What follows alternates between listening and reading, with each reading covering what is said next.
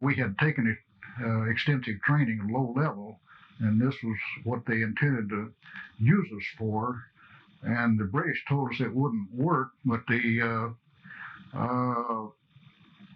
Bomber Command had proven the English wrong with the B-17s with their high altitude daylight close formation bombing, and of course they had tremendous firepower, which the British always didn't have. They always did their bombing missions at night.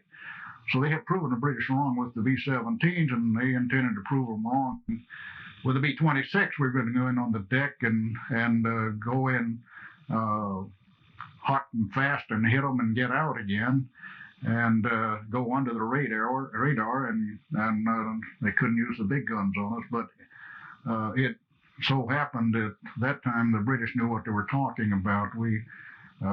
I think we lost. I can't remember. I think one plane probably, but and then we lost one when we got back to base. The pilot was named Dave Howell. He lived in South Miami, Florida, and he managed to get the plane back over the base and got all the crew bailed out. And then when he tried to get out, it rolled over, and I think he went back and pulled it out to keep from hitting a school. As I recall, they recorded his conversation. He said, "I've got to write it in," because he didn't have time to get it to bail out. And so then 3 days later, they sent the other half of the group out. I think we only had 2 squadrons in England at that time, and they sent the other half out, and I believe there were only 3 that were on their first mission. Colonel Stillman, the group commander, and I think one other officer and one enlisted man were the only 3, I believe, on that second mission that were on the first one. And Colonel Stillman protested strongly about going back, and 3 days later on the same target and low level again, but he was overruled and given to understand that he would do it or else. And so he led the second one, and we didn't get a one of those back. There were 11, I believe, started, and 1 pulled up and due to mechanical problems and aborted. And some think that also alerted him when he pulled up to go back to base, that they picked him up on radar.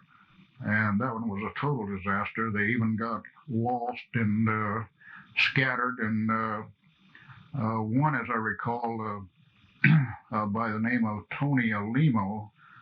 Today, I think he's a federal judge down in Georgia, but he was a little guy of Italian descent. He went in upside down and walked away from the thing, and they captured him and threw him in prison, and he escaped, and he got a ways down across France, and they captured him again and threw him back in the prison, and believe it or not, he escaped again.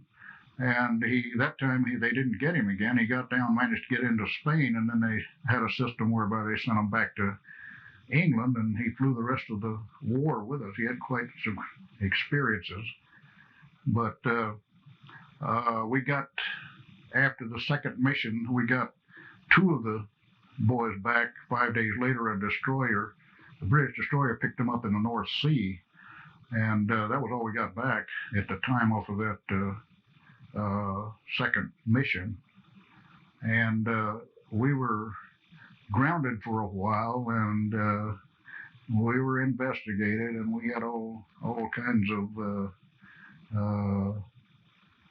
problems in trying to decide what to do with us and so forth. And then I believe it was August, they had done some checking on how the B-26 was doing in medium altitude and down in North Africa and in the Pacific and so forth. And so I believe it was in August, I don't remember the exact date, we started flying